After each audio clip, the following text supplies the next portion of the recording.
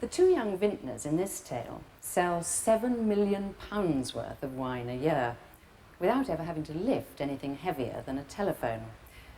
Farr vintners trade the finest and rarest of wines like a commodity, with customers prepared to spend an average of £2,000 a time, and that could easily be for one bottle.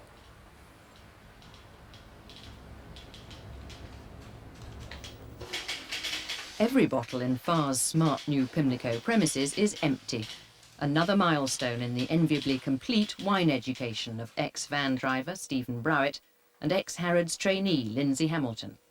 John, it's Alison. 19 cases of Petrus 88 delivered to Washington Airport yesterday. Should have been. Can you confirm that they're there and also let me know when you'll be flying them? Thank you. Farr Vintners was born in 1978 in an 11th floor council flat. At that stage, Lindsay did deliveries in a Robin Reliant and Steve was still studying French. Today they drive, respectively, a vast BMW and a sensible VW estate. Sorry to be rude to you, I've got someone on the other line. Okay. All right. Okay, bye. Ah, thanks. Salut Christophe. Salut Steven. Ça va? Ça va? Oui, oui, oui. Steven, est-ce que tu as dit la tour 45? Le tour 45. Oui, on a 6 bouteilles. Ouais. À 500 livres la bouteille. Hi Giles, it's Lindsay. About this Pichon 70, what's the best price that you could do? How much more do you want? Well, hang on just 1 second. Steve. Giles has got 3 cases of Pichon 70. What's the best price? 520. You don't want to pay more than that. Okay. And we could pay 510. I think we I take that. Okay, could we have them to traps then, please? Into trap. Yeah. I don't think they're in the original wooden boxes. They're not OWC, Stephen. Okay? Just a second. The levels are in the neck? Levels are in the neck. Lovely.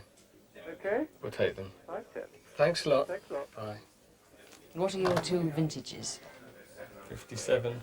And I was a much better vintage. I was 59, which is a great one to be born in because it's one of the best, as you know. How do the vintages relate to your characters? Or 59. I should tell you about his and you should say about mine. Well, 57 is quite lean and austere and really getting on a bit, almost past its best. But there are some very, very nice wines in 57, but you need to be guided as to which one to buy and drink.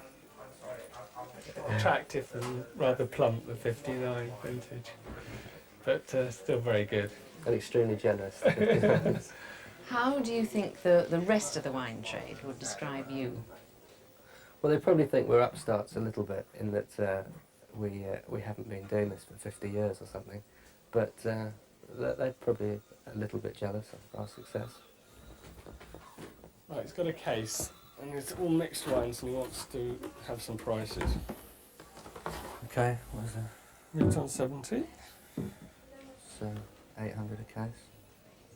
Petrus 70. A wine merchant of the old school walks in off the street with a box of goodies to be valued, all in a day's work. 300 a case. Come from a private seller. Over on 66, the label's a bit tall. Yeah, I think it'll be alright. It's just that the food that's really bad. And the wine doesn't taste much good. We could have that discussion. It has been opened, isn't it? Is it? This 6-litre Imperial of Chateau Latour 1961, on the other hand, impresses even Du Bois. It's worth more unopened, with no one exactly sure what condition it's in. Actually, there's a bond rotation 86, so it probably was only shipped in 86. So. It's not been opened, but there's no splits or anything. No, okay, I think we'll leave it. Right. Pedant.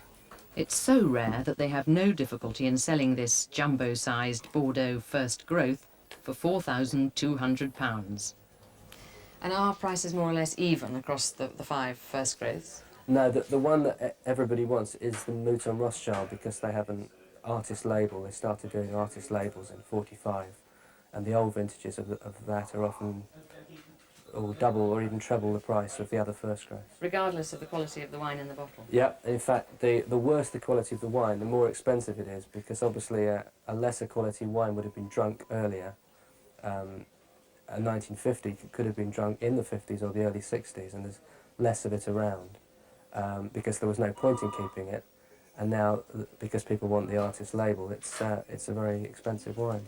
That's crazy, isn't it? I mean, there must be all sorts of instances when you know that the price you're selling something at is really unrelated to the quality of the wine in the bottle. Yeah, I mean, that's another thing that we feel is the important role of a fine wine merchant, is not just to tell people what's a great wine, but also to tell them what's a good value. I mean, everybody knows that Chateau Petrus is a great wine, but when you're talking up to £1,000 a bottle, our role sometimes is to tell people, well, we've got another one that's nearly as good, but a lot cheaper. Lot 1037, bidding will open at 180, 190, £200.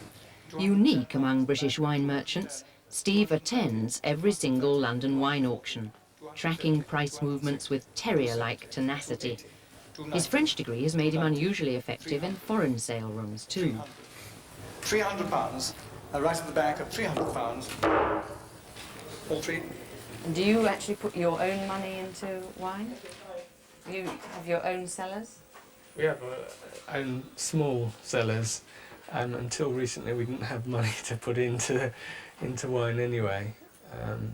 So yes, I mean mainly just drinking wine, isn't it? Yeah, I mean buying en primeur is something that we don't do at all, because the wines that we buy we drink now. Except for reasons like you got married and you wanted to buy things like that, and I've got a child and I wanted to buy something for him. So not totally logical financial decisions, but emotional decisions, and I think wine is more of an emotional subject than purely a financial subject. In your rise to prominence, what's given you the most personal satisfaction? That's difficult. I don't think it's particularly the money or the prestige. I think it's to be able to drink good wines whenever we want to, and to become an expert in a certain field. That gives you a lot of satisfaction to say, I've drunk all these vintages of all those chateaux and to have really enjoyed it.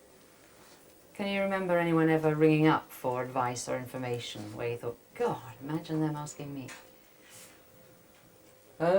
Well, we do get the auction houses phoning up now again and saying, how much is this worth? Which we quite enjoy. But then we also phone them if it's something that we haven't had recently. Yes, it is better now that we're treated more as serious wine merchants, and maybe they don't particularly like us, but they don't let that come across in their conversation with us. And I think we're more accepted now. Can you remember a moment when you thought, maybe they think we're respectable? When you get invited to lunch and By Christie's, say? by Christie's say.